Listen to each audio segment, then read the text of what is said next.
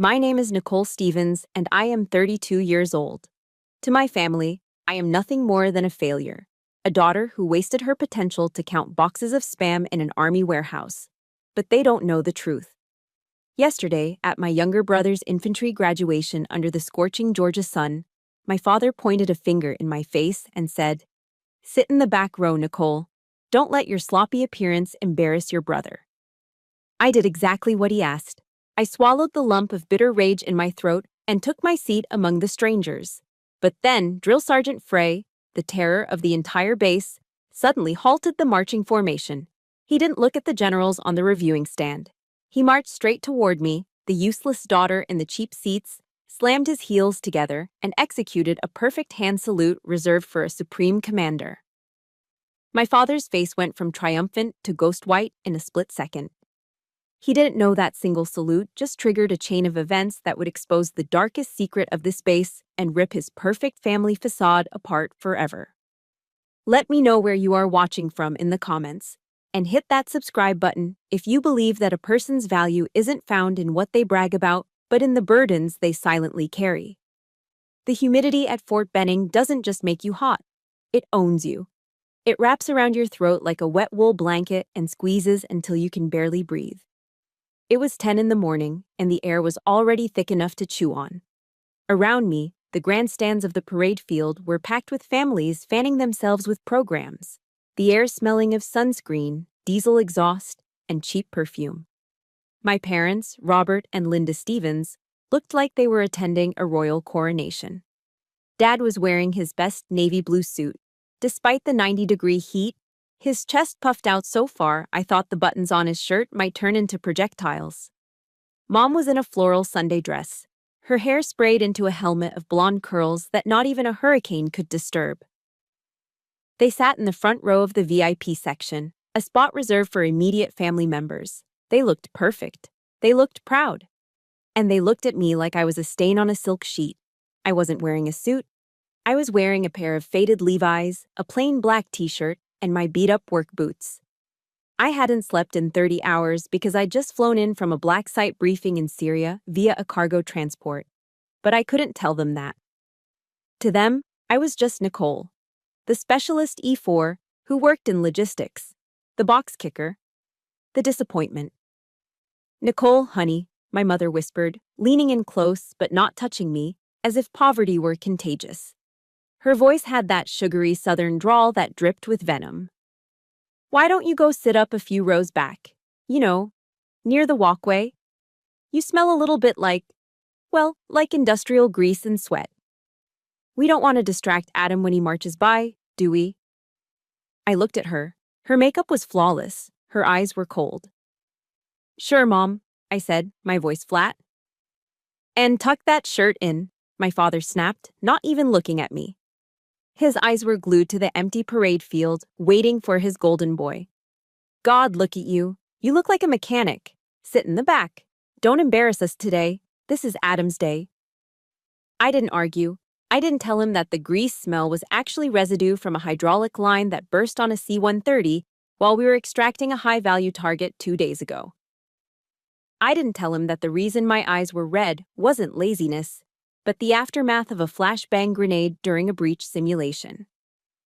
I stood up and walked up the metal steps, feeling the vibration of the crowd under my boots. I found an empty spot in the nosebleed section, surrounded by distant cousins and girlfriends of privates who couldn't get VIP passes. I sat down, crossed my arms, and stared at the backs of my parents' heads. From here, they looked small. General James Mattis once said, "Be polite, be professional, but have a plan to kill everybody you meet." It was a quote I lived by in the Joint Special Operations Command. Right now, staring at my father's stiff neck, I was holding onto the polite and professional part with every ounce of discipline I had left. Then the drums started. A rhythmic, thundering cadence that vibrated in your chest. The dust kicked up from the red Georgia clay as 300 soldiers marched onto the field. They were young, shaved-headed, and terrified. And there, leading the 3rd platoon, was Adam. My little brother looked good. I had to give him that. He was marching with his chin up, his M4 rifle held perfectly across his chest. He was 22, the golden child. The one who got the new cars and the college tuition while I worked double shifts at a Waffle House. But Adam wasn't bad. He was just blind. He believed the myth our parents had built around him. That's him. That's my boy. Dad's voice boomed over the crowd. He was actually standing up, waving his program like a maniac. He turned to a complete stranger sitting next to him, a quiet man in a wheelchair wearing a Vietnam veteran hat. "You see that kid?" Dad shouted, pointing at Adam. "Top of his class, infantry, a real warrior, not like—" He paused, and I saw him turn his head, scanning the crowd behind him until his eyes locked on me, sitting 10 rows up. He pointed a thick finger at me. "Not like his sister up there. See her? She pushes papers in a warehouse. Logistics. Probably get discharged soon for being lazy. It's a shame, really. But the boy is a killer." The Vietnam vet looked back at me, then at my dad, and shifted uncomfortably. "She served, didn't she?" the old man mumbled. "She occupies space," Dad laughed, a cruel barking sound. "She's a glorified maid in camouflage." My hands clenched into fists on my knees, my knuckles turned white. I took a deep breath, inhaling the humid air. "Control, Major. Control." The formation reached the center of the field. This was the moment they were supposed to perform, pass in review, turning their heads to salute the brigadier general standing on the raised platform. The band swelled, the flags snapped in the breeze, and then everything stopped. "Platoon, halt!" The scream tore through the air like a majestic rip of canvas. It wasn't the general, it was Senior Drill Sergeant Mason Frey. Frey was a legend at Fort Benning, a ranger, a pathfinder, a man who supposedly ate glass for breakfast. He was the kind of NCO who terrified officers and enlisted alike. When Frey yelled, the birds stopped singing. The formation froze instantly. 300 boots slammed into the dirt with a singular, thunderous thud. The dust swirled. The band faltered and trailed off into an awkward silence. This wasn't in the script. The general on the podium leaned forward, confused. The crowd murmured. Frey marched out from the side of the formation. He didn't walk. He stalked. He moved with a predatory grace, his campaign hat pulled low over his eyes. He walked past the reviewing stand. He ignored the general. He ignored the colonels. He walked straight toward the VIP section. My father smiled. He actually puffed his chest out further, thinking Frey was coming to congratulate him on raising such a fine son. Dad even started to extend his hand, a smug grin plastered on his face, ready to accept the glory he believed he was owed. Frey walked right past him. He didn't even blink. He treated my father, my mother, and their expensive clothes like they were invisible ghosts. He marched past the first row, past the second. He marched up the metal stairs, the rhythmic clank, clank, clank of his boots, the only sound in the entire stadium. He stopped directly in front of me. The silence was absolute. 3,000 people were watching. My parents had twisted around in their seats, their mouths hanging open.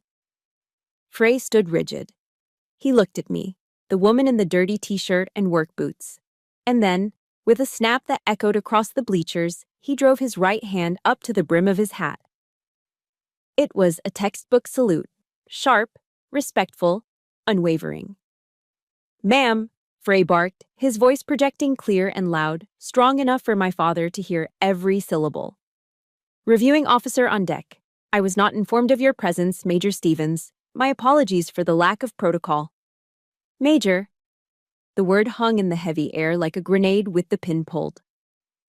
Down in the front row, my father's hand went limp. The paper cup of Coca-Cola he was holding slipped from his fingers. It hit the metal floorboards with a wet splat, sending brown fizz foaming over his polished dress shoes. He didn't move. He couldn't move. He stared at me, his eyes bulging, his face draining of color until he looked like a corpse. Mom let out a small, strangled gasp, her hand flying to her pearl necklace as if she were choking. I didn't look at them. I looked at Frey. I saw the twinkle in the old sergeant's eye, the subtle acknowledgement of the game we were playing. He knew who I was. He knew I was Jayasok. He knew I outranked every single person on that field, including the general on the podium, when it came to operational authority. I slowly stood up. I didn't fix my hair. I didn't tuck in my shirt. I just straightened my back, returning the salute with a casual, lazy flick of my wrist. The kind of salute reserved for officers who have seen enough combat to stop caring about the pageantry.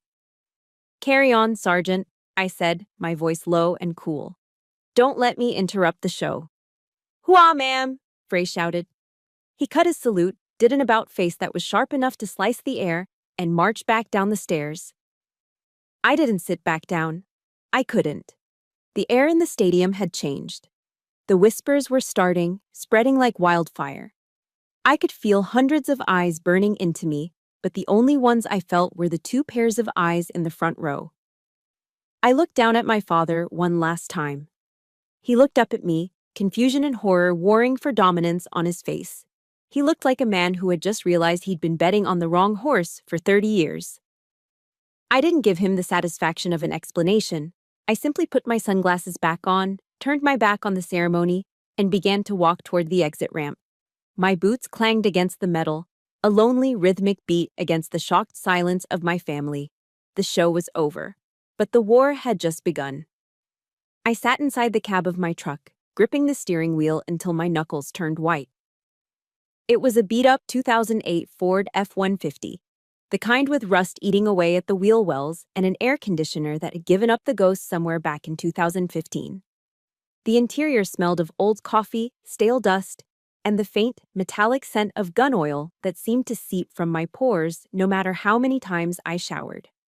The Georgia heat was already turning the cab into an oven, baking me alive in my own silence. My hands were shaking. Not from fear. I hadn't felt real fear since a botched extraction in Yemen 3 years ago, but from the adrenaline of restraint. It took every ounce of discipline I possessed not to turn around and scream the truth into my father's face. But discipline was what I did. It was who I was. 7 years. That number floated in the stagnant air of the truck like a ghost. It had been 7 years since I signed the non-disclosure agreement with the Joint Special Operations Command. I remembered the room where it happened, windowless, cold, smelling of floor wax and secrets. The recruiter, a man with eyes like flint, had slid the paper across the metal table. "If you sign this, Stevens," he had said, his voice low, "you disappear. Your victories will be classified. Your medals will go into a drawer that only we can open. To the world, you'll be a paper pusher, a nobody. Can your ego handle that?" I had signed without hesitation. I didn't do it for the glory. I did it because I was good at it. I was good at the shadows, but I hadn't anticipated the cost. I hadn't anticipated that the nobody I became would be the person my own family despised. To protect them, to protect the mission, I had crafted the perfect lie. I was a specialist E4 in logistics, a box kicker, safe, boring, a failure. It was the only way to keep them from worrying, I told myself. But deep down, in the part of my heart I tried to keep locked away, I knew there was another reason. If they thought I was a failure, they wouldn't expect anything from me. And if they didn't expect anything, they couldn't be disappointed. Or so I thought. My eyes drifted to the cracked dashboard and suddenly, I wasn't in the parking lot at Fort Benning anymore. I was back at the kitchen table in our cramped house in Savannah 7 years ago. It was a Tuesday. I remembered because Tuesday was meatloaf night. The smell of burnt ketchup and onions filled the kitchen. My acceptance letter to West Point was sitting in my back pocket, folded into a tight square, burning against my skin. I'd worked for 4 years to get that nomination. I had the grades, the physical fitness scores, the recommendation from a senator. It was my ticket out. My ticket to matter. But before I could pull it out, Dad walked in. He was beaming, a rare expression that made his face look younger, less hard. He tossed a set of keys onto the table. They jingled merrily, a sound of promise and money. "Adam, boy, come look outside," Dad yelled. We all went to the window. There, gleaming in the driveway under the street lamp, was a brand new Chevrolet Silverado. Red, shiny, expensive. Graduation gift, Dad said, clapping Adam on the back. Adam was just finishing high school with a C average and a vague plan to maybe join the army later. She's a beauty, Dad, Adam shouted, running out the door. I stood there, my hand hovering over my back pocket. Dad, I said quietly. I got into West Point. He turned to me, the smile vanishing instantly. He looked tired. He looked annoyed. West Point? The military academy? Yes, I said, a spark of hope igniting in my chest. It's a full scholarship. I'll be an officer. He sighed, rubbing his temples. Nicole, look. We just spent the savings on the truck for Adam. He needs it to get around, to find himself. You're a girl.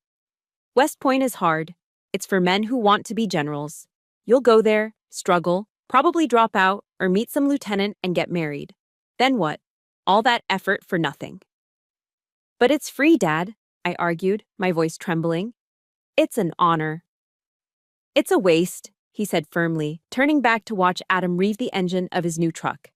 You want to go to college? Go to community college, get a nursing degree, something useful, something for a woman. Don't try to be something you're not. I never showed him the letter. I burned it in the sink that night. Instead of West Point, I enlisted. I started from the bottom. While Adam drove his Silverado to parties, I worked double shifts at the Waffle House on Abercorn Street to save money for a car that ran half the time. I served Grand Slams and scattered smothered hash browns to truckers and tourists until my feet bled, listening to customers talk about their lazy kids, while I calculated how many more hours I needed to buy new tires. Invest in the boy, Dad always said. He's the legacy. The memory shifted. The smell of burnt ketchup was replaced by the stench of swamp water and fear. 6 months after I enlisted, I went dark. My parents thought I had been washed out of basic training or sent to some remedial unit because I stopped calling. They told the neighbors, Nicole's having a hard time adjusting. She's not cut out for the discipline. They didn't know I was in the SEER school: survival, evasion, resistance, and escape. I was in a mock POW camp in the deep woods of North Carolina. It was winter. I was wet, freezing, and hadn't eaten in 3 days. My interrogator, a man who played his role with terrifying realism, had locked me in a box too small to sit up in and too short to lie down in. Just quit, Stevens, he would whisper through the air holes. You're weak. You're a girl. Go home to mommy. I listened to the men in the other boxes break. Big men, strong men, men who looked like the soldiers my father idolized. They cried. They begged. They gave up the codes. I didn't break. I focused on the anger. I focused on the look in my father's eyes when he gave Adam that truck. I focused on the not good enough that had been tattooed on my soul since birth. I turned that pain into a weapon. When they pulled me out of that box 3 days later, I was the only woman left standing. I was bruised, dehydrated, and hallucinating. But I was unbroken. That was the day I realized something profound. Pain doesn't destroy you if you refuse to let it. It refines you. Back in the F-150, I blinked away the memories. A bead of sweat rolled down my temple. My phone buzzed in the center console, but I ignored it. I knew who it was. It was probably Colonel Shaw asking why a drill sergeant had just saluted a logistics specialist on a parade field. I'd deal with that later. I looked into the rearview mirror. My breath caught in my throat. Running across the parking lot, weaving between the rows of cars, was my father. He was red-faced, sweating profusely in his blue suit, his tie flapping over his shoulder like a broken wing. He looked ridiculous. He looked furious. He wasn't coming to apologize. He wasn't coming to ask if I was okay. I knew that run. It was the run of a man whose ego had been bruised, a man who needed to re-establish dominance before the concrete of his worldview set permanently. He loved the uniform. He loved the medals. He loved the idea of a soldier son. But he didn't love the soldier. He loved the reflection of himself he saw in Adam. And seeing me, his failure, receive the respect he craved for his son, that was a sin he couldn't forgive. The fear of the Lord is instruction in wisdom, and humility comes before honor. Proverbs 15:33. I whispered the verse to the empty cab. It was something my grandmother used to say. Humility comes before honor. I had lived in humility for 7 years. I had eaten the dirt. I had lived in the shadows. I had let them think I was nothing so they could feel like everything. But honor? Honor wasn't something they could give me, and it wasn't something they could take away. The mirror filled with his angry face. He was close now, shouting something I couldn't hear through the glass. Before I tell you what he said when he reached my window, I want to ask you something. Have you ever felt like no matter what you achieved, it was never enough for the people who were supposed to love you the most? If you know that feeling of being the invisible child, please hit the like button. And in the comments, just type, I am enough.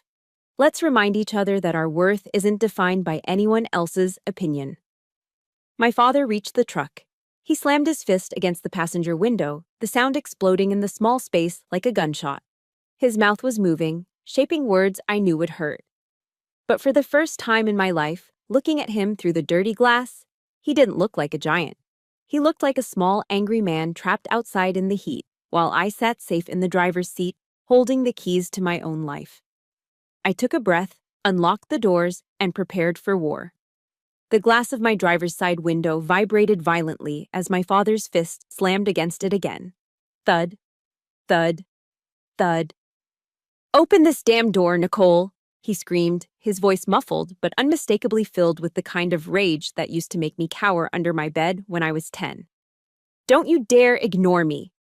He was standing right next to the truck, his face pressed close to the glass, distorted and red like a man having a stroke.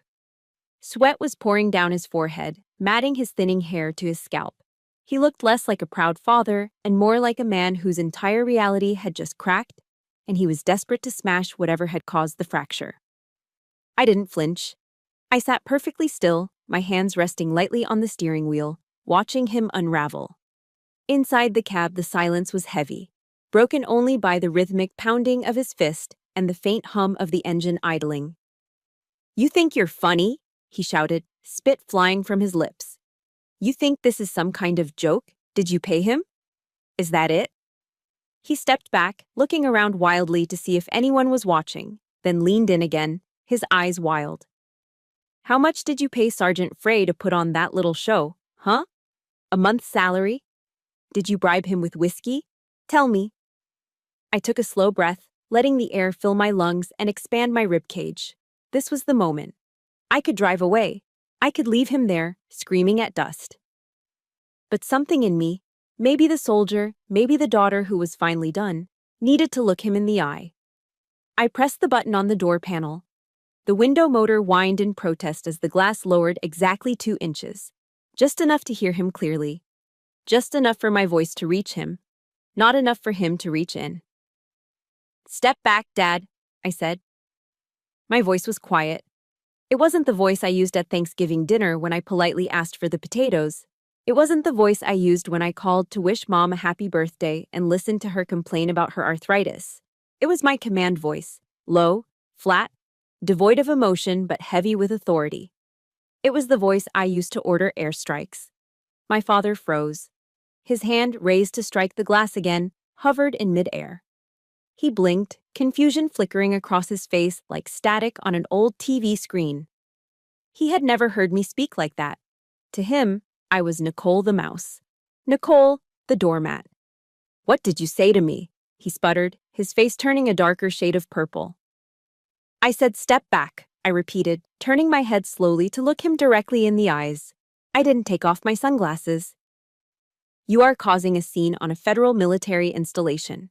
Security will be here in less than 2 minutes if you don't lower your voice. For a second, he looked unsure.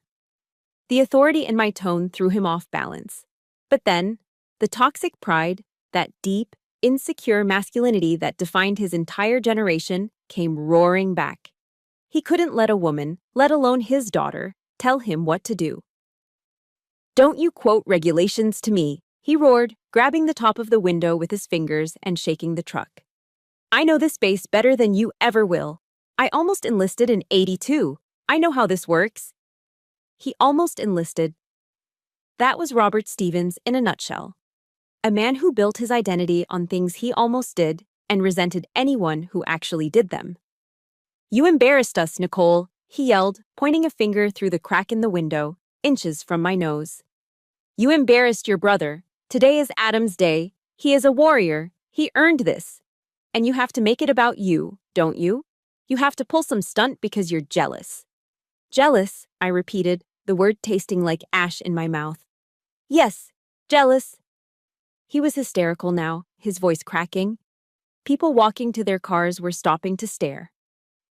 A young corporal with his family looked over, concern on his face, but my father didn't care. He was performing. He was the victim. "You couldn't hack it," he screamed. "You couldn't handle West Point, so you quit. You couldn't handle a real job, so you hide in a warehouse. And now, when Adam succeeds where you failed, you have to mock him. You have to mock the uniform by pretending to be something you're not." He leaned in closer, his breath smelling of stale coffee and peppermint. "You are an imposter, Nicole. That's what you are. You're a fraud. And everyone knows it. Do you think Frey respects you? He was laughing at you. He was mocking you, and you were too stupid to see it." The accusation hung in the hot air. Imposter. Fraud. It was almost funny. I was the only person in this family who wasn't pretending. He was playing the role of the patriot patriarch. Mom was playing the role of the doting, supportive mother. Adam was playing the role of the golden hero. And I was the reality they couldn't afford to acknowledge. I looked at his finger, still poking through the window. I had a sudden, vivid image of grabbing it and breaking it. It would be easy.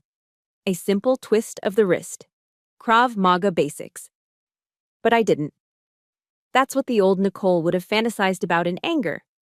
Major Stevens didn't need to break fingers to prove a point. "Are you done?" I asked. He blinked, caught off guard by my lack of reaction. "What?" "Are you done yelling?" I asked again. "Because I have work to do." "Work?" He laughed, a harsh barking sound. "Go count your boxes, Nicole. Go hide in your warehouse. But don't you dare show your face at the house tonight. We are having a celebration for a real soldier. We don't need you bringing your failure into our home." That stung. It was a precision strike, aimed right at the softest part of me, the part that still, stupidly, wanted to belong. "Mom invited me," I said. "Your mother is too nice," he spat. "She pities you. But I don't. I'm ashamed of you. Now get out of my sight." He stepped back and kicked the tire of my truck, a petty, childish gesture from a grown man. I didn't say another word. I didn't defend myself. I didn't tell him that the real soldier he was celebrating had nearly failed his land navigation course, and I had to pull strings from the shadows to get him a passing grade so he wouldn't wash out. I didn't tell him that the only reason he was standing on this base safely was because my team had stopped a terror cell in Atlanta 2 weeks ago. I simply put the truck in drive. "Goodbye, Dad," I said. I pressed the gas pedal. The truck lurched forward, the tires crunching on the gravel. I saw him in the side mirror, standing there in his ill-fitting suit, hands on his hips, shaking his head as if he were the one who had been wronged. He looked small. He looked pathetic. And for the first time, I didn't feel sad for me. I felt sad for him. I drove toward the exit gate, my heart rate slowly returning to normal. The air conditioning was still broken, but the wind rushing through the open window felt like freedom. I was halfway to the main road when a sound cut through the noise of the wind. A sharp, insistent vibration coming from the glove compartment. My stomach dropped. It wasn't my personal phone. It was the other one, the one that didn't exist. I reached over, popped the latch, and pulled out a heavy black satellite phone. It looked like a brick from the 1990s, ugly and functional. The screen was flashing red. One word was scrolling across the display: DEFCON 3. I pulled the truck onto the shoulder of the road, dust billowing up around me. DEFCON 3 meant roundhouse. It meant an increase in force readiness above normal readiness. It meant the Air Force was ready to mobilize in 15 minutes. It meant something bad was happening.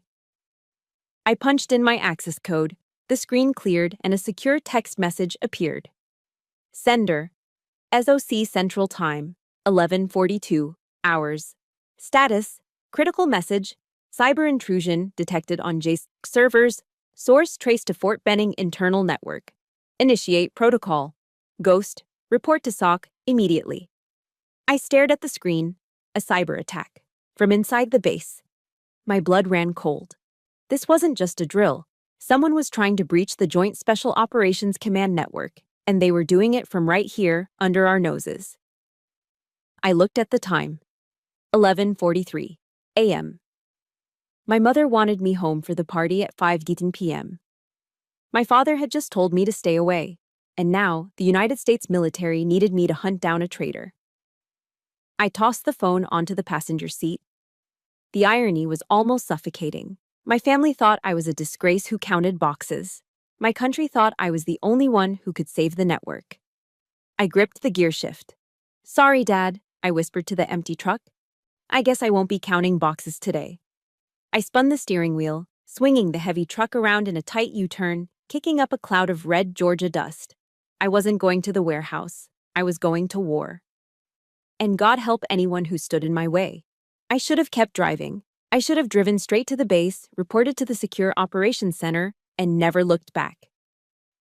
But 5 minutes after I turned my truck around, my phone rang. Not the secure satellite phone, but my personal cell. "Mom," I whispered, looking at the screen. I answered it. I always answered it. It was a reflex, a conditioned response drilled into me since birth. "Nicole," my mother's voice was trembling, thick with tears. "Please, just come home. Your father he's beside himself. The neighbors are talking. If you don't come, it'll look like you're admitting guilt. Please, honey, for the family. Just for an hour. For the family." That phrase was the weapon she wielded with surgical precision. It was the guilt trip that had kept me tethered to them for 32 years.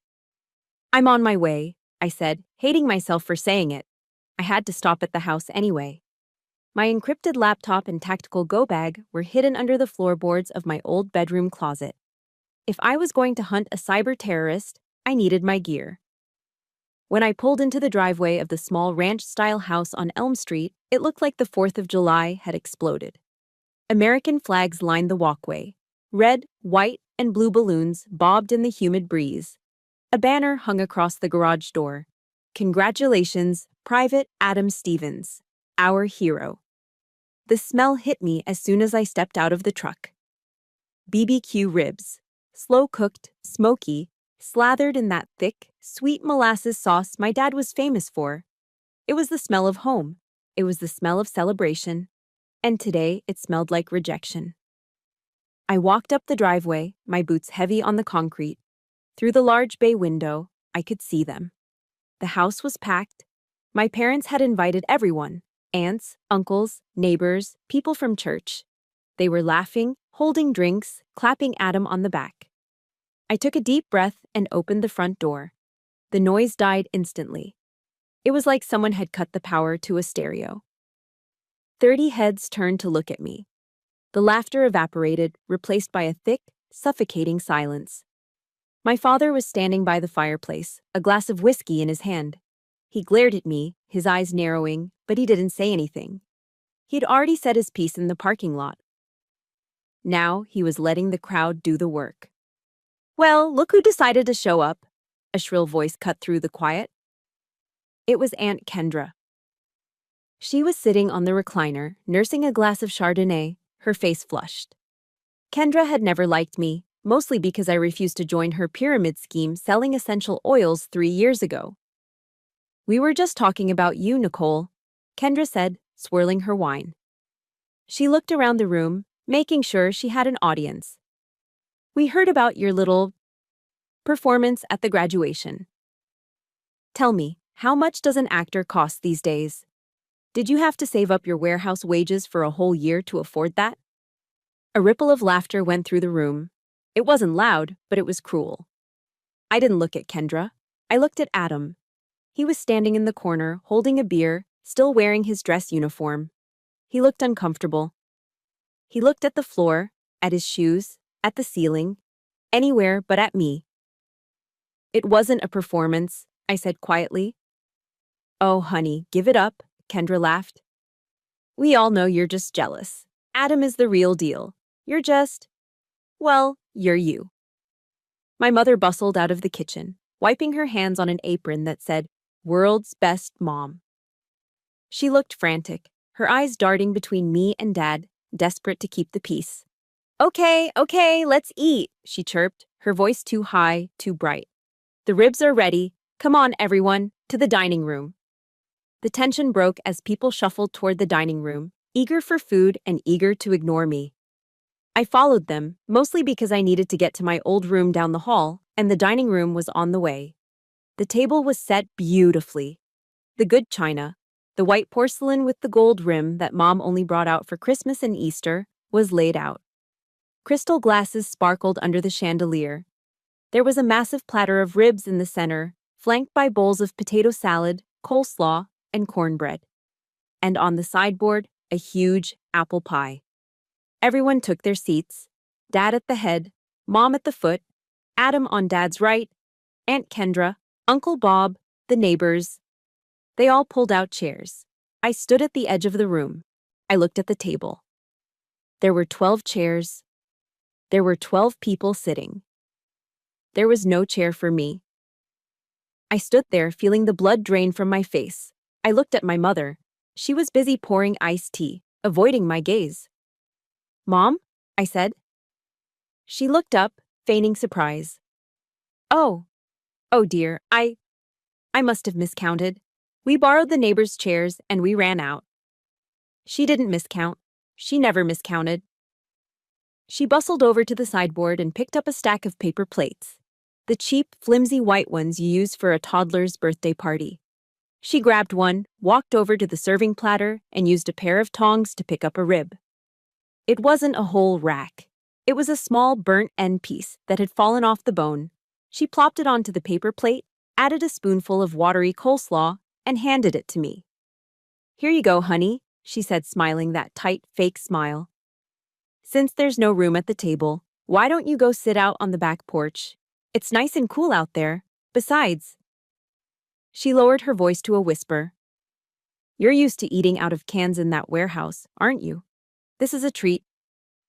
The room went silent again. Adam looked up, his face pale. He opened his mouth as if to say something, but then Dad cleared his throat loudly.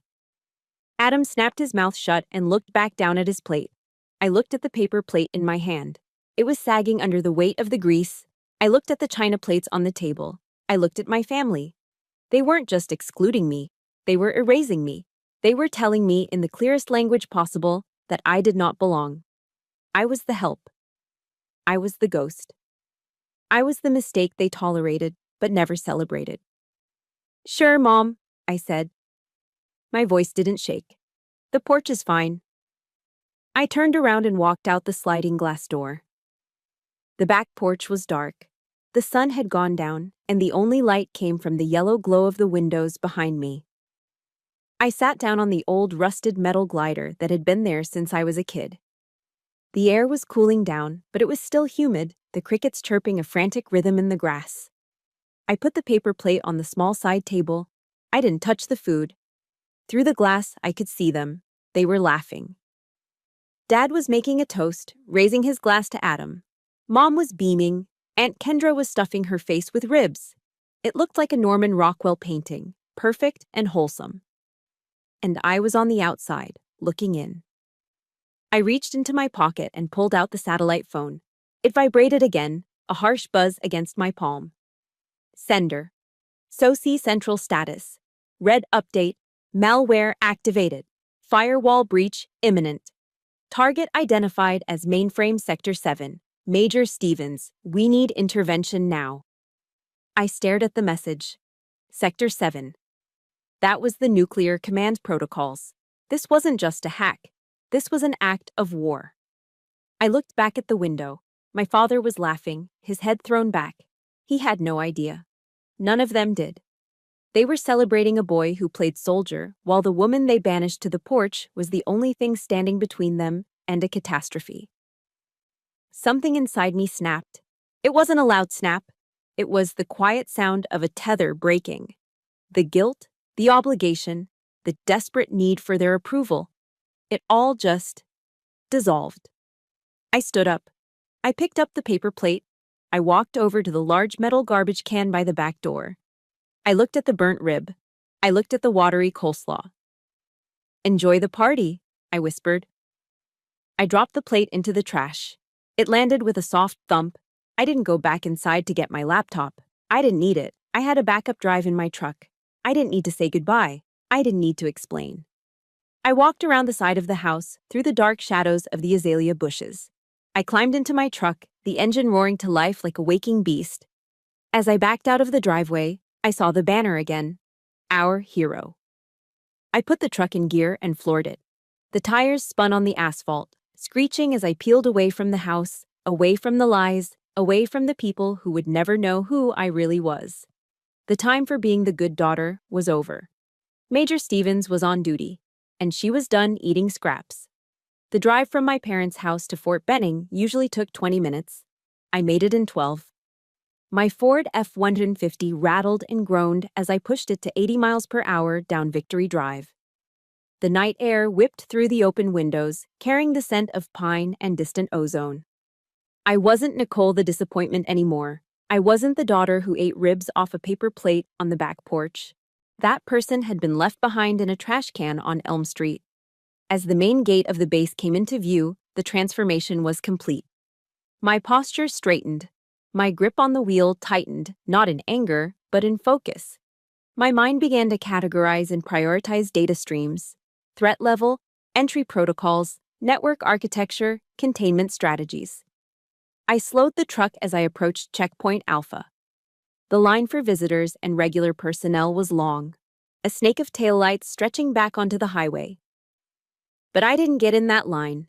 I swung the truck into the far left lane, the lane marked with bold red letters, "Official use only." A young MP, military police officer, stepped out of the guard shack, his hand resting on the holster of his Sig Sauer P320. He looked annoyed.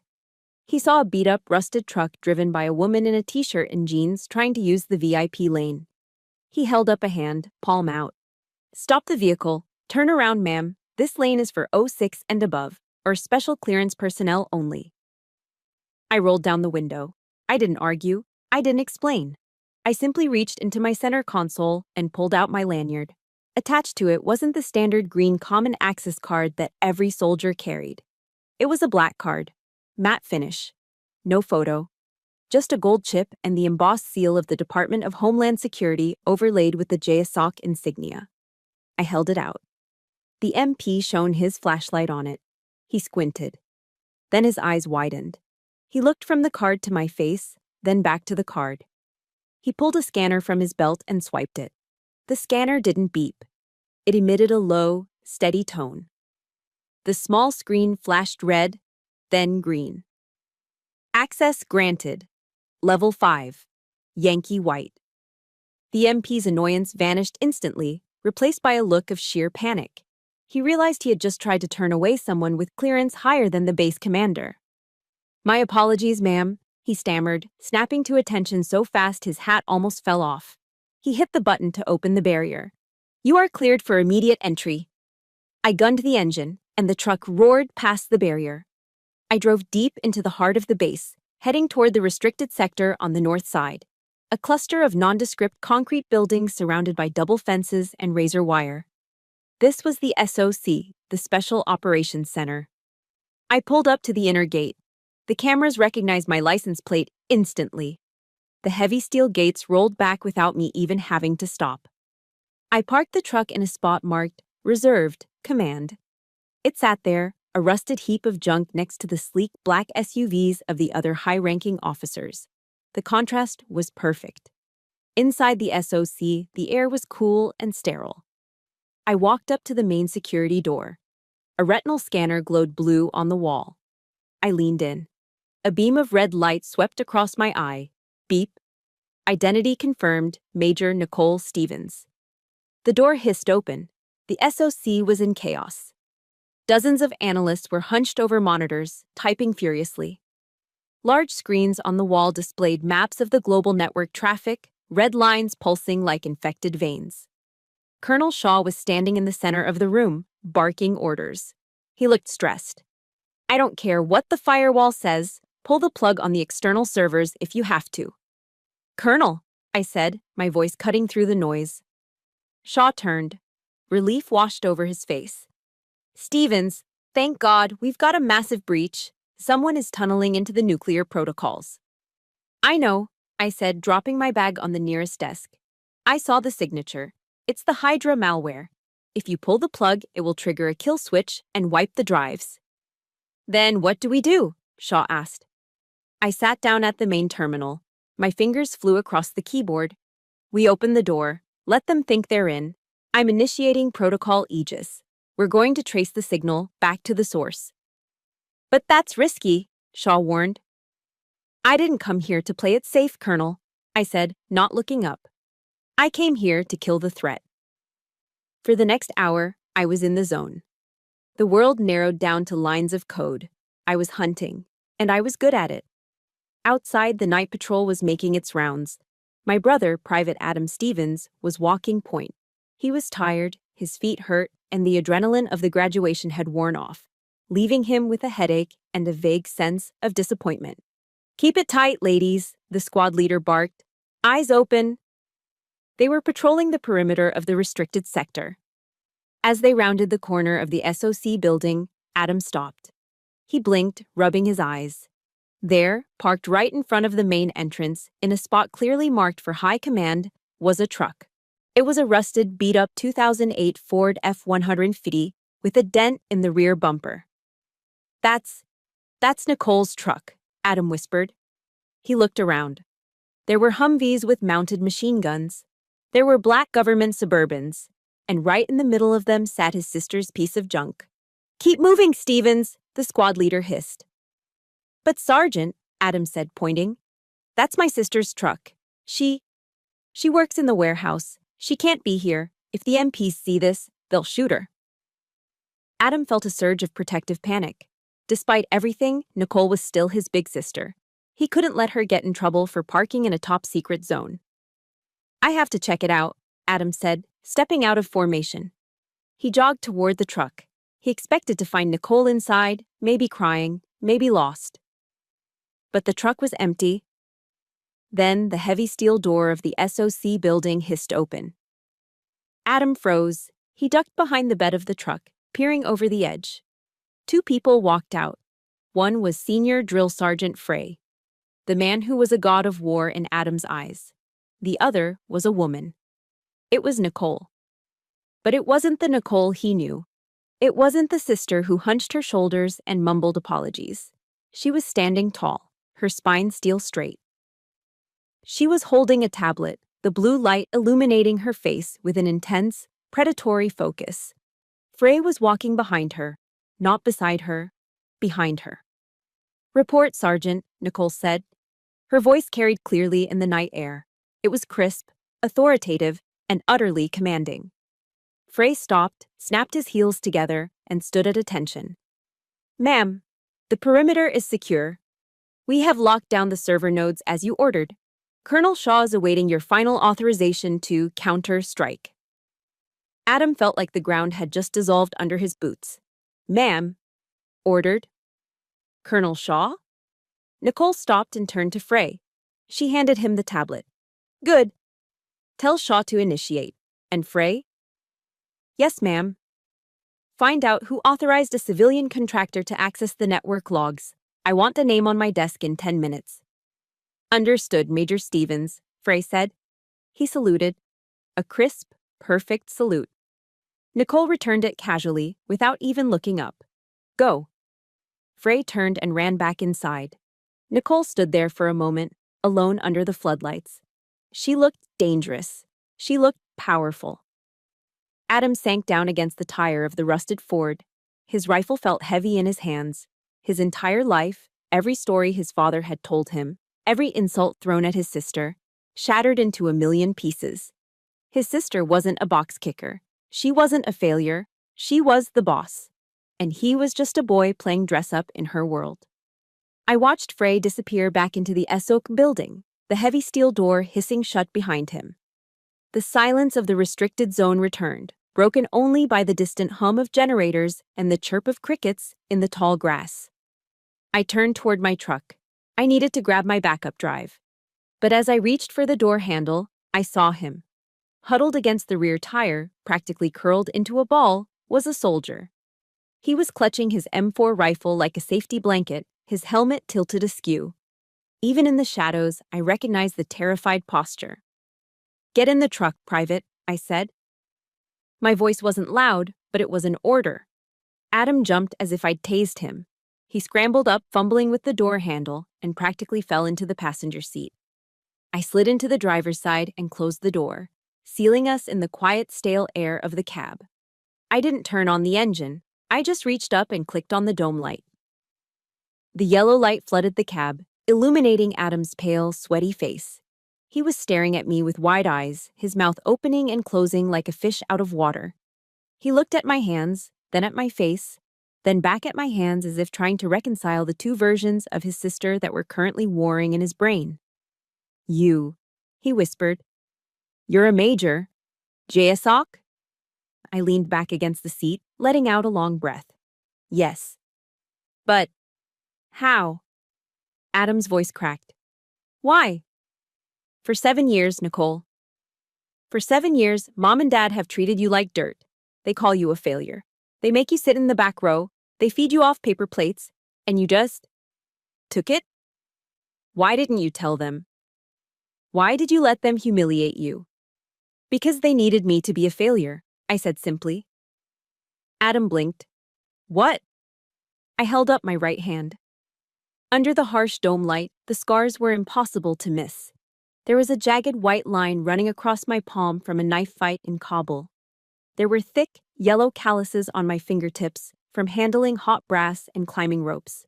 There were burn marks on my knuckles. "Look at this hand, Adam," I said. "This isn't the hand of a logistics clerk. This is the hand of someone who kills people so that people like Mom and Dad can sleep at night without nightmares." I lowered my hand and looked him in the eye. "Our parents? They are simple people, Adam.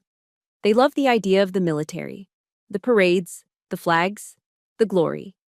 They need a hero to brag about at church. They need a golden child to validate their own lives."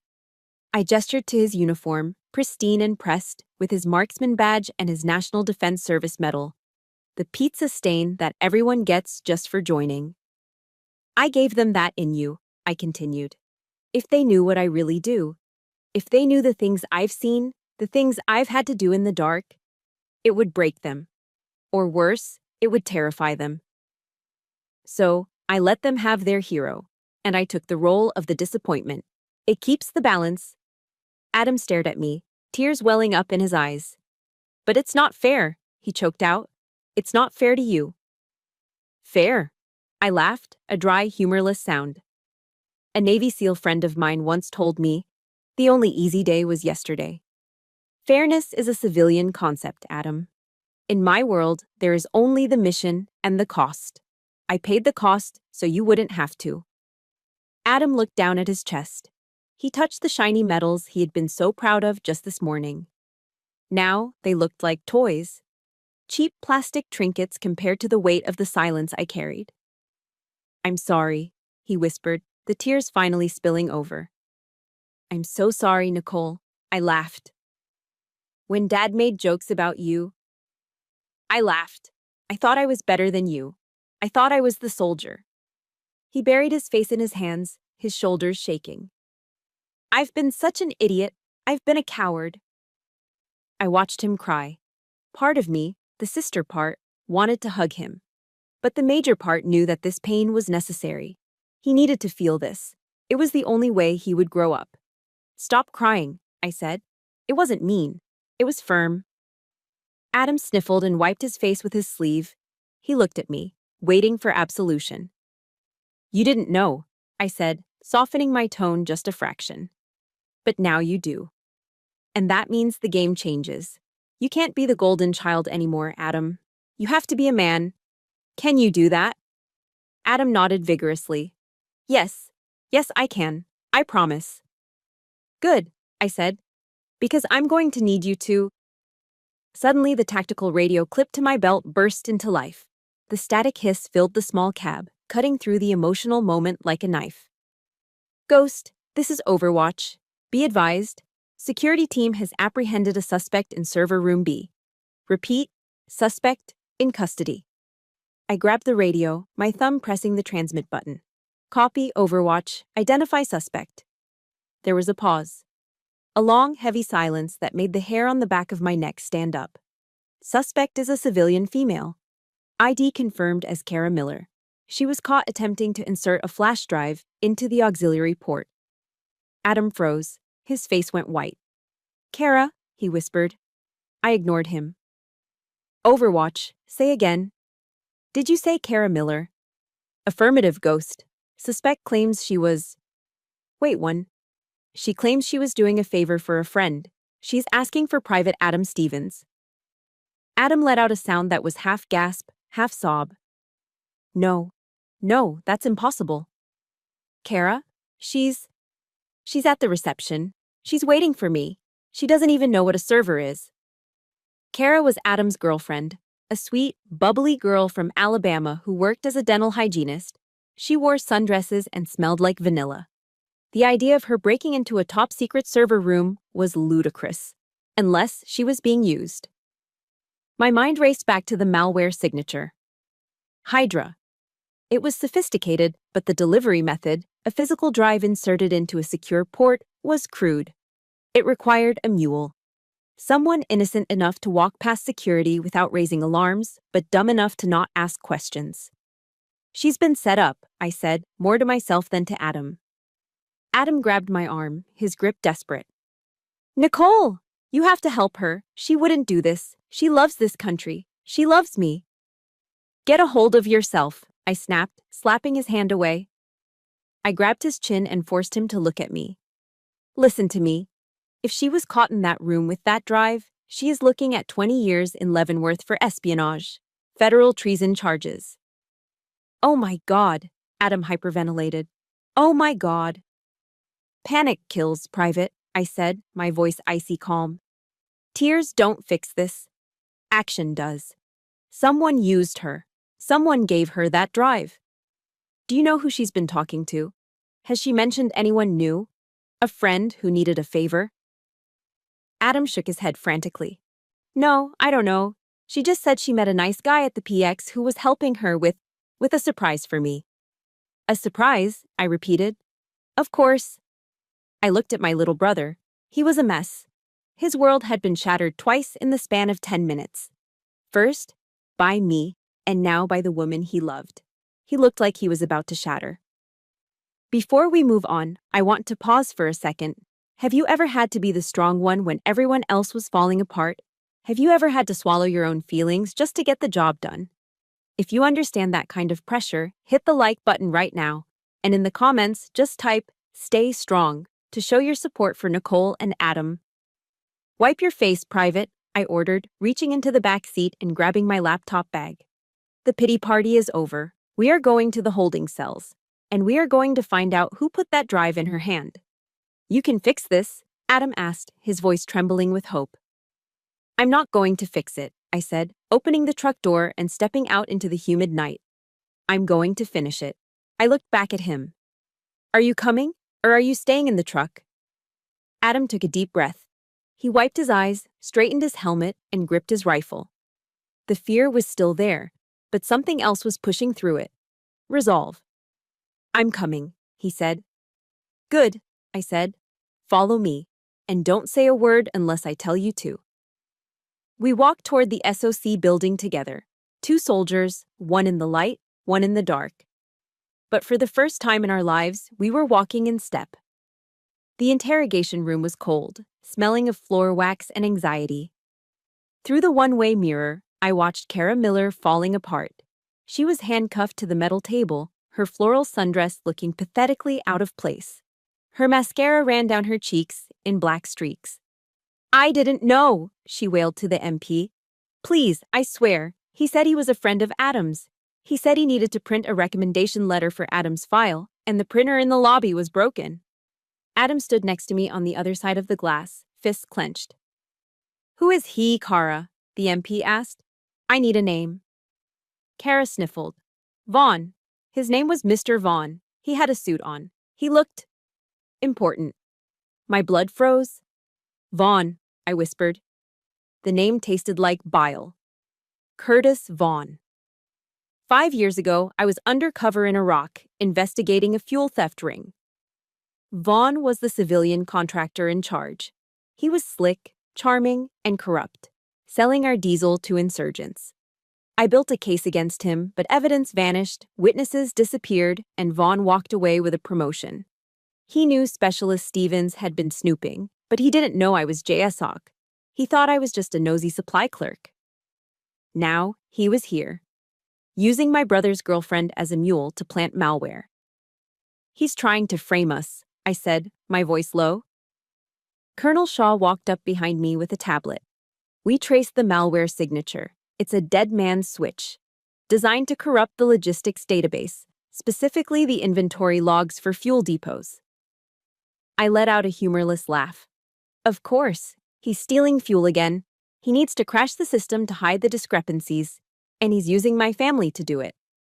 Why your family? Shaw asked. Because he holds a grudge, I said, staring at Kara. And because he thinks I'm weak. He thinks I'm a logistics failure who can't fight back. I turned to Adam. Did you tell anyone I was coming to the graduation? Adam looked terrified. I might have mentioned it to a few guys at the bar last night. Vaughn, he bought us around, said he was an old friend of yours. He surprised us, all right, I muttered. This was personal. Vaughn wasn't just stealing, he was hunting. Colonel, I said. Where is Vaughn? He's in the JAG office, Shaw replied, filing a formal complaint against Private Stevens and you. He claims he saw you give Kara the drive. He's spinning a narrative that you, the disgruntled sister, used your brother's girlfriend to sabotage the base out of jealousy. My jaw tightened. It was a bold, reckless move, but it relied on one key assumption, that I was nobody, that I was just Specialist Nicole Stevens. If that were true, his story would stick.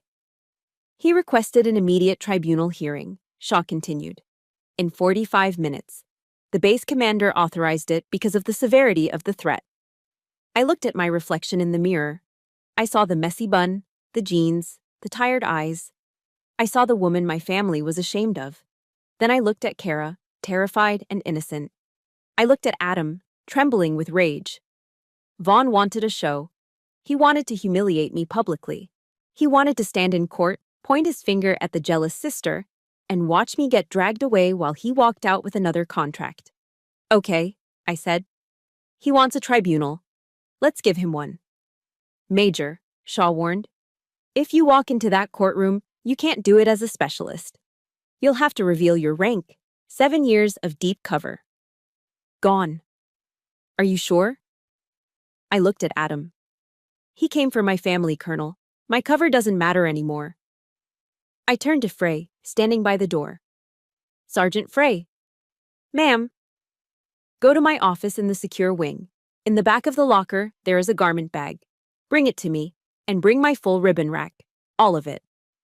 Frey's eyes widened. The Class A's, ma'am. The Class A's, I confirmed. And get a JAG officer to prepare a subpoena for Curtis Vaughn's digital records. Use my DHS authorization code. I want every email, every bank transfer, every text message he sent in the last 5 years ready to display on the courtroom screens. Yes, ma'am. Frey sprinted down the hallway. Adam looked at me, confused. Nicole, what are you doing? You can't go in there. Vaughn is powerful. He has lawyers. I put a hand on Adam's shoulder. He has lawyers, Adam. But he doesn't have the truth. And more importantly, I paused, a cold smile touching my lips. He doesn't have the rank. I keyed in a command to the holding cell speaker. Kara, listen to me. Do not say another word. Do not sign anything. I am handling this. Kara looked up, red-eyed. Nicole?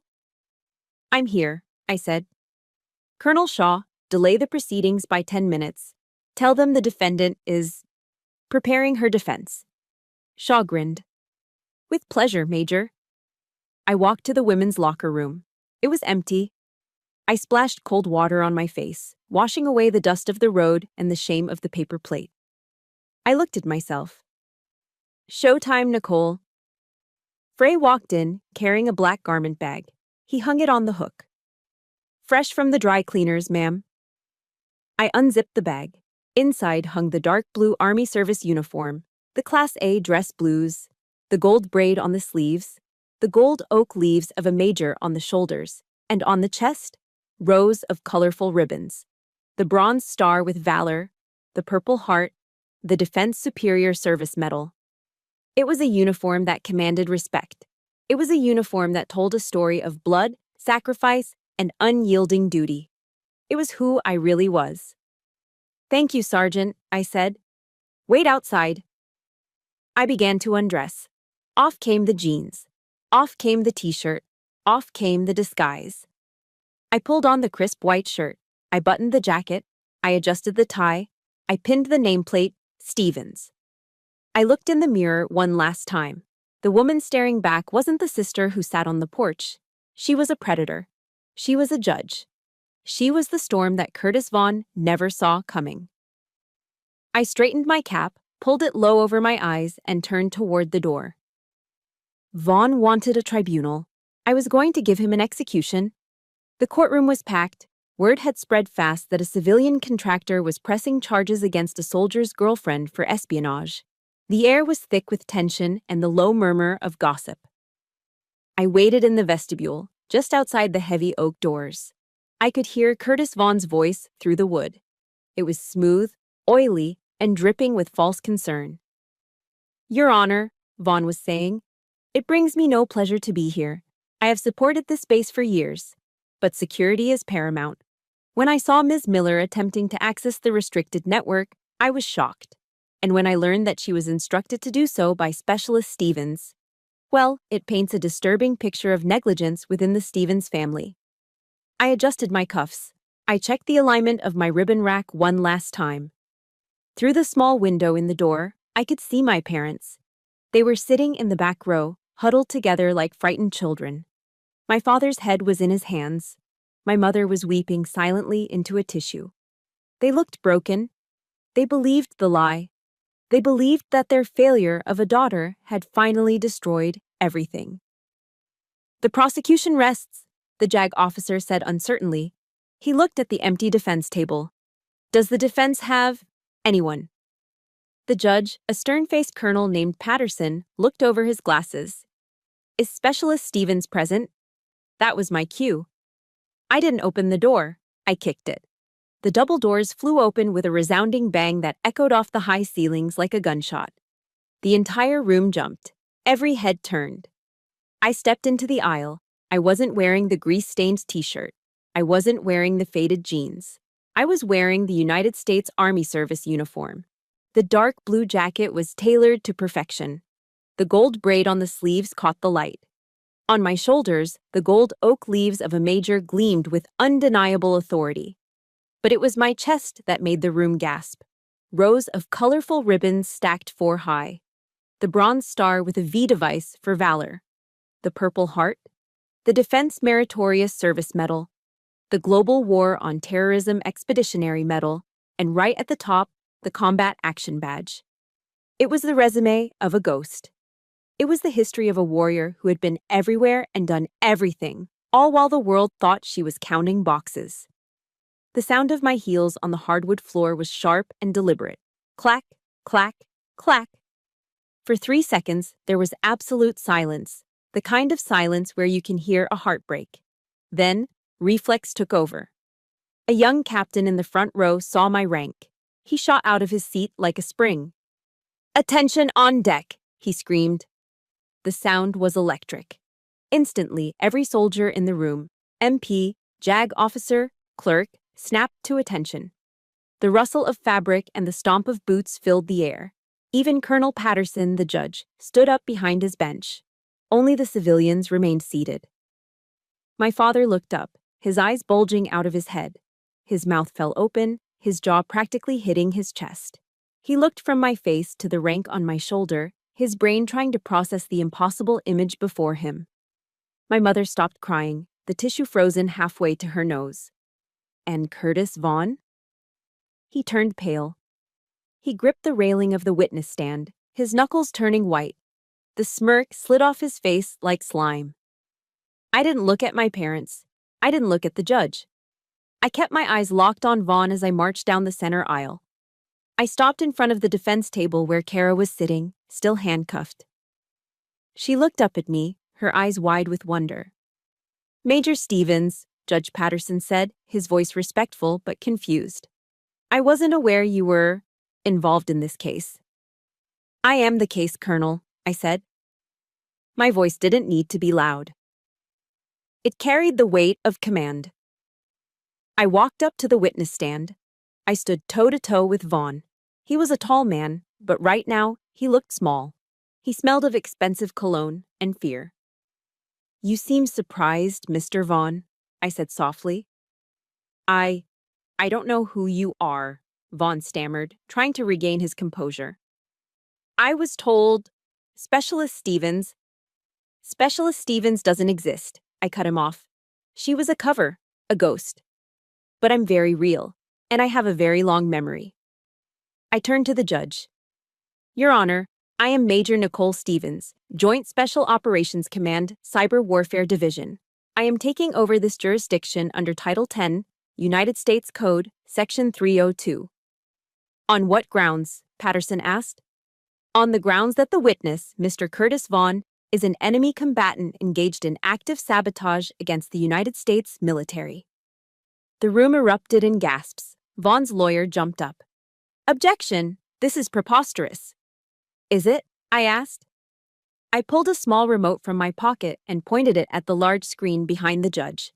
"Sergeant Frey, run the file," I ordered into the air. The screen flickered to life. It wasn't a PowerPoint presentation. It was a live feed of Vaughn's bank accounts in the Cayman Islands. 5 years ago," I said, pacing in front of the judge's bench, "Mr. Vaughn stole $3 million worth of diesel fuel from a supply depot in Fallujah. He thought he got away with it because the investigator, a lowly specialist named Stevens, couldn't make the charges stick." I turned and looked at my father. He was gripping the pew in front of him, his face a mask of shock. He was hearing the story of his failure daughter for the first time. "But I didn't stop investigating," I continued. "I just went deeper. For 5 years, I have tracked every transaction, every email, every bribe. And tonight, Mr. Vaughn made a mistake. He got greedy. He tried to use a dead man's switch to crash our logistics server to cover his tracks before his new contract audit." The screen changed. It showed a text message chain. "To unknown from Vaughn message. The girl is the mule. Use the private's girlfriend. If it blows up, blame the sister. She's a nobody." The text was dated yesterday. "She's a nobody," I read aloud. I turned to Vaughn.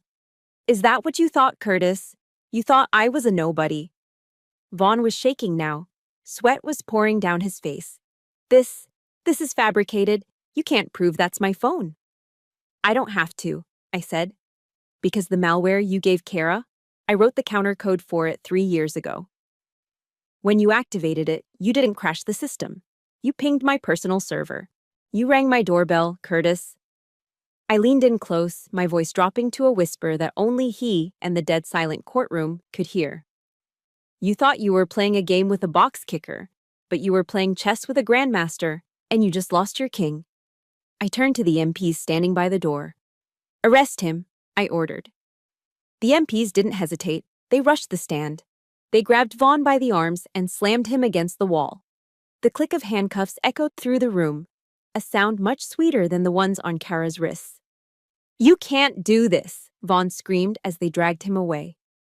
"I have friends in the Pentagon. I have rights." "You have the right to remain silent," I said calmly. "I suggest you use it." As the doors closed behind Vaughn, the courtroom remained frozen. No one moved. No one breathed. Judge Patterson cleared his throat. He looked at me with a mixture of awe and respect. "Major Stevens, regarding the charges against Ms. Miller?" "Dismissed with prejudice, Your Honor," I said. "She was an unknowing asset. I vouch for her." "Case dismissed," Patterson banged his gavel. "And, Major, Welcome home. Thank you, sir. I turned around. I faced the gallery. My father was standing now. He looked like he had aged 10 years in 10 minutes.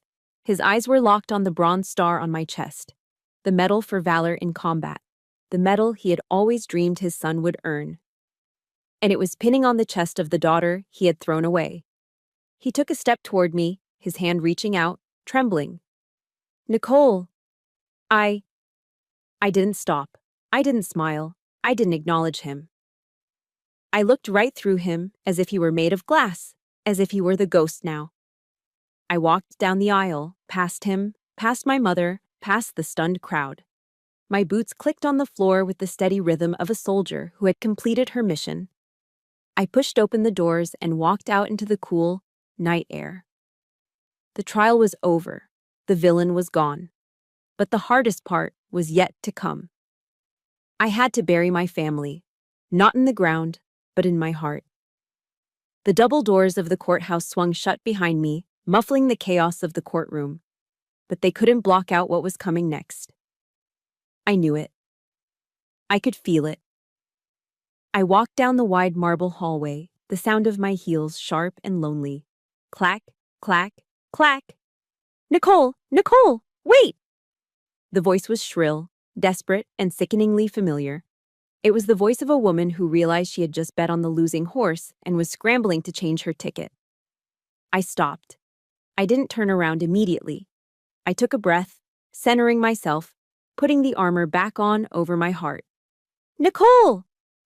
My mother, Linda Stevens, came rushing down the hallway. Her mascara was smeared, her hair was slightly disheveled, but her face was wearing a mask I had never seen before. It was a mask of adoration, of pride, of terrifying, desperate love. She reached me, her arms wide open, ready to engulf me in a hug. Oh, my baby, my brave, wonderful girl. I knew it. I just knew you were special. She lunged for me, trying to wrap her arms around my neck, trying to pull me into the warmth that she had denied me for 32 years. She wanted to be seen hugging the hero. She wanted the officers standing nearby to see the devoted mother embracing her victorious daughter. I stepped back. It was a small movement, but it was a chasm. Her hands grasped at empty air.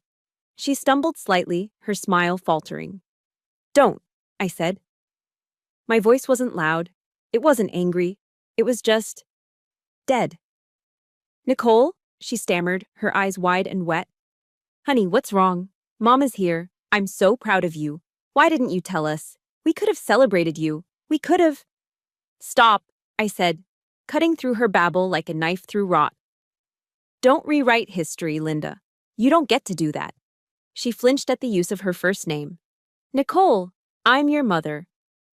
You are the woman who handed me a paper plate last night, I said, looking her dead in the eye. You are the woman who told me to go sit on the back porch because I didn't fit at the table with the real people. You told me I smelled like grease. You told me I was a failure. I was just stressed, she cried, clutching her pearls. The party. Adam, you know how your father gets. I was trying to keep the peace. You weren't keeping the peace, I said. You were keeping your status. You chose your side. You chose the golden child, and you chose the scapegoat. You were happy to let me be the punching bag as long as it kept your perfect little suburban life intact. I took another step back, creating a physical boundary that mirrored the emotional one. Do not touch me, I said. Do not hug me. Do not pretend that you are part of this victory. You banished me to the porch. Stay there. My mother's face crumbled. The mask fell away, leaving behind the pathetic, fearful woman underneath. She sobbed, putting her hand over her mouth, looking around for sympathy that wasn't there. Then I heard the heavy footsteps behind her. My father, Robert Stevens, was walking toward us. He wasn't running. He wasn't shouting. He was walking like a man carrying 100 pounds of lead on his back. His suit jacket was unbuttoned, his tie loose. He looked deflated. The blustering, arrogant patriarch of the parking lot was gone. He stopped a few feet away. He looked at my uniform. He looked at the bronze star. He looked at the rank on my shoulders. Nicole, he croaked. His voice was raspy, stripped of its usual boom. I looked at him. I waited. I didn't know, he whispered, shaking his head. I swear to God, kid, I didn't know. If you had just told me. Don't lie to me, Dad, I said softly. Not now. Not after everything. I'm not lying, he pleaded, his hands shaking.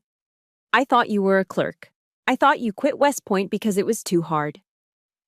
How was I supposed to know? You knew, I said.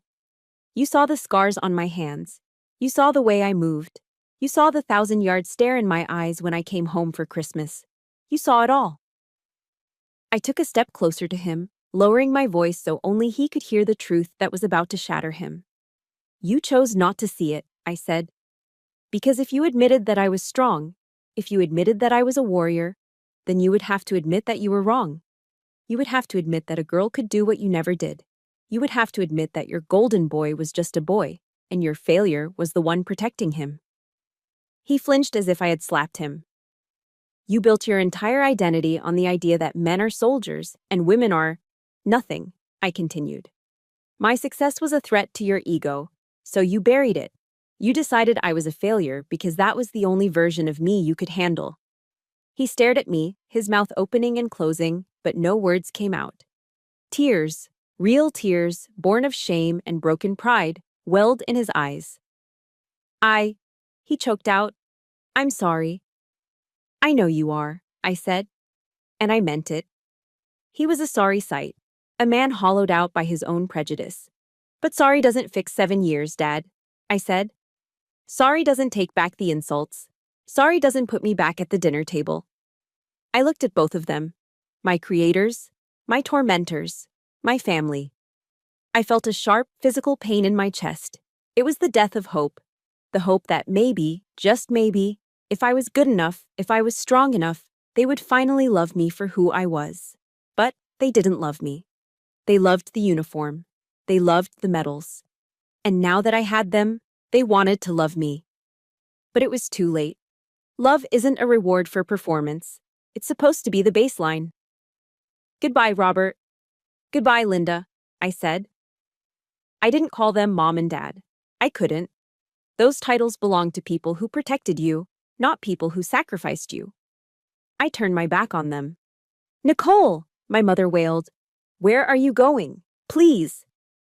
Major Stevens, my father called out, trying one last time to use the rank to reach me. I didn't stop. I didn't slow down. I walked toward the glass doors at the end of the hallway. Outside, the night was dark, but in the distance, I could see the floodlights of the airfield. I walked past a group of young soldiers standing by the door. They saw my rank. They saw the look on my face. They snapped to attention and saluted. I returned their salute. I walked out into the night air. It was humid, sticky, and smelled of jet fuel. To most people, it would smell terrible. To me, it smelled like freedom. Behind me, I left a weeping mother and a broken father standing in a hallway, surrounded by the wreckage of the bridge they had burned. I had won the war. I had defeated the enemy. I had saved the base. But as I walked toward the waiting Humvee that would take me to the airfield, I realized the casualties were high. I had lost my parents, not to death, but to the truth. And sometimes the truth is the deadliest weapon of all. The tarmac at Lawson Army Airfield was alive with the roar of jet engines. A massive C-17 Globemaster III sat waiting on the runway, its dark gray fuselage gleaming under the harsh floodlights. The engines whined with a high-pitched scream that vibrated in your chest, a sound that promised speed, power, and escape. I stood at the base of the loading ramp, the wind from the turbines whipping my hair across my face. My Class A jacket was buttoned tight against the chill of the night, the gold buttons reflecting the runway lights. Major Stevens! I turned. Running across the tarmac, fighting against the prop wash, were 2 figures, Adam and Kara. They stopped a few feet away, breathless.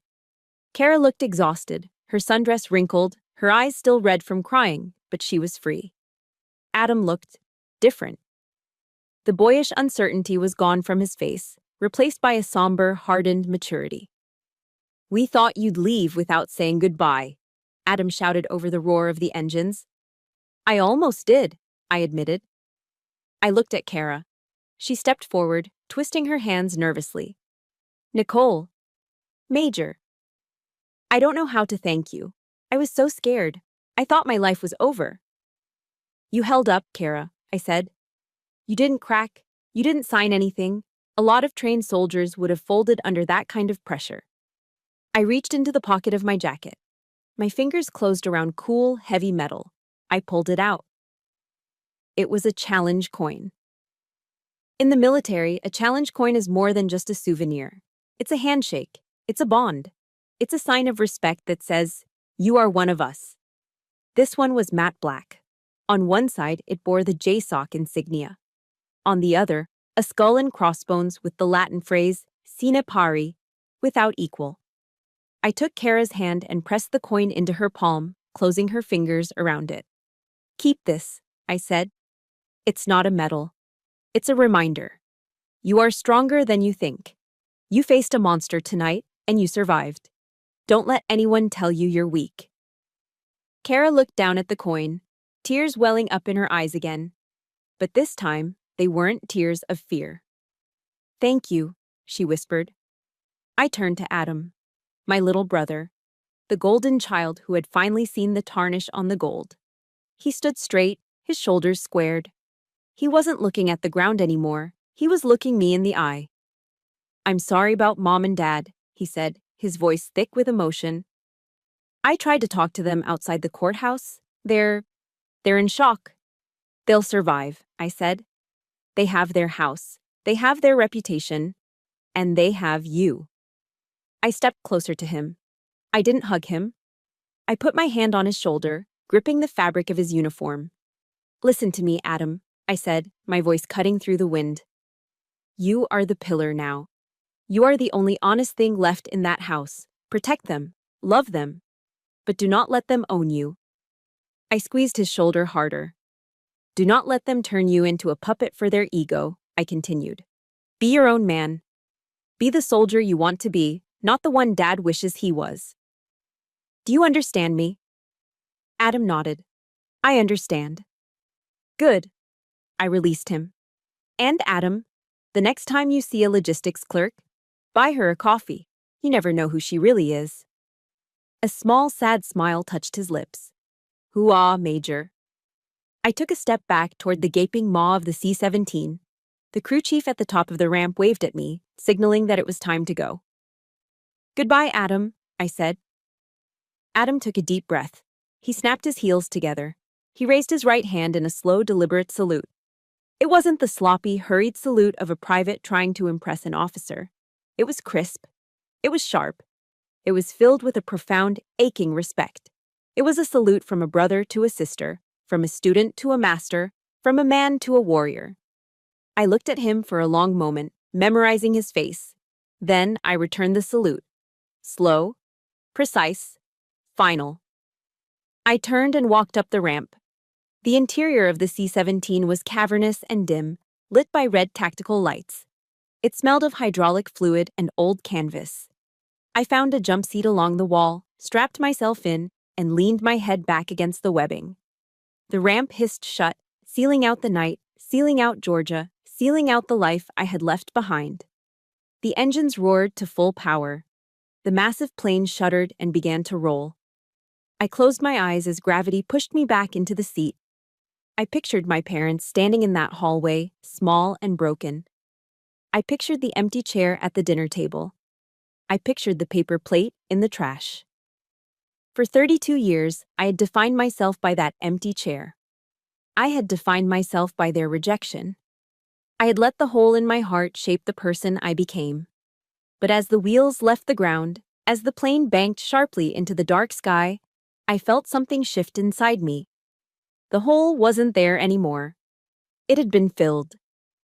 Not by their love. I knew now that I would never have that in the way I wanted. But by something stronger. It was filled by the truth. It was filled by the weight of the coin in Kara's hand.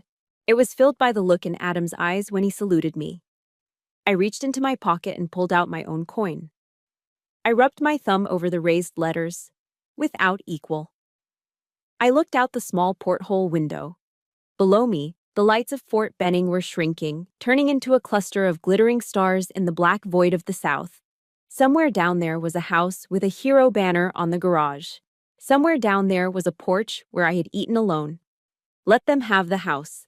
Let them have the banner. Let them have the lie. I had the sky. I had the mission. I had a brother who finally knew my name. And for the first time in my life, when I looked in the mirror, I didn't see a disappointment. I didn't see a box kicker. I didn't see a ghost. I saw Nicole Stevens. And she was enough. The plane leveled off, cruising toward a sunrise I hadn't seen yet, toward a future that was entirely, beautifully my own. I closed my eyes, and for the first time in 7 years, I slept without dreaming of home. Thank you for listening to Nicole's story. If you made it this far, you are part of our squad now. This story reminds us that sometimes the people who are supposed to love us the most are the ones who hurt us the deepest. But it also reminds us that we have the power to define our own worth. If you believe that family is about loyalty and respect, not just blood, please hit the like button. And in the comments, I want you to tag a chosen family member, a friend who has stood by you when things got tough. Or just leave a blue heart emoji to show your support for all the silent warriors out there. Don't forget to subscribe for more stories like this. Until next time, stay strong.